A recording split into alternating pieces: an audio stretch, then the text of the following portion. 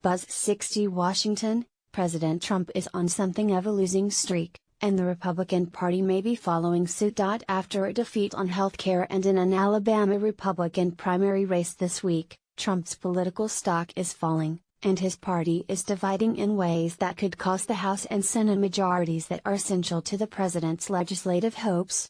"I don't see immediate problems," said Jennifer Duffy, a senior editor with the Cook Political Report.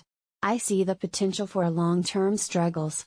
Trump invested heavy political capital by campaigning for Luther Strange in Tuesday's Republican runoff to fill the Senate seat vacated by Jeff Sessions, who was appointed Attorney General. Yet the interim senator's loss to anti-Republican establishment candidate Roy Moore saps some of Trump's strength when it comes to future political battles on and off Capitol Hill. The Strange loss on Tuesday also came just hours after Senate Republicans announced they could not wrangle enough GOP votes to move forward with an effort to repeal and replace President Obama's healthcare law. So by the time Trump left for Indianapolis to unveil a new tax reform plan he wants Congress to pass by the end of the year, the president was seeking to revive his fortunes. During his tax speech, the president expressed his frustrations over the failure of the latest Republican attempt to repeal and replace the Affordable Care Act, saying the problem was with a couple of people he declined to identify. He made clear he expects legislative wins ahead of next year's November congressional elections, including health care, and even expressed surprise that a bill wasn't passed on his first day in office. "I was hoping this would be put on my desk right after we won the election, and I'd come in and sign. But it didn't work that way," he said. Read more earlier, chatting with reporters at the White House, Trump even pledging to start negotiating with Democrats to see if there could be a bipartisan compromise on health care. He also dismissed any concerns about his forthcoming policy agenda, and said he could work well with Moore. "I'm sure things will work out," Trump said. Yet Trump's breezy confidence was in stark contrast to his remarks just last week, when the president expressed concern about what a loss in Alabama might do to him politically. During a rally for Strange last Friday, the same event at which he launched his attack on NFL players for kneeling before the national anthem, Trump told supporters that "I'm taking a big risk because if Luther doesn't make it they're going to go after me." And as Moore rolled to victory on Tuesday night, Trump deleted his past endorsements of Strange from his Twitter account.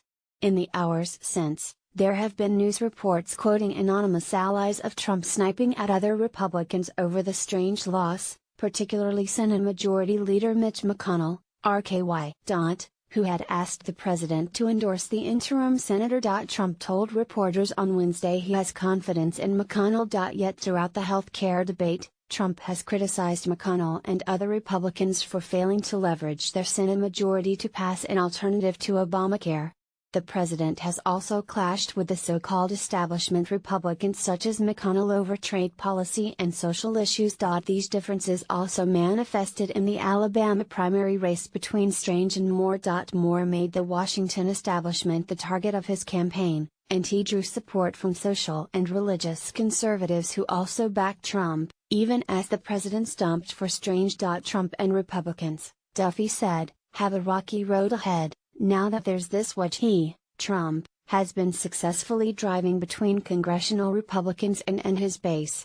There's also what might be called the Bannon factor. Steve Bannon, the former White House and presidential campaign aide who has now returned to his old job of running Breitbart News, went against Trump in the Alabama Senate race and backed Moore. After he won, Bannon pledged to back other challengers to Republican incumbents, primaries that would have impacts on legislative activity and general elections throughout 2018.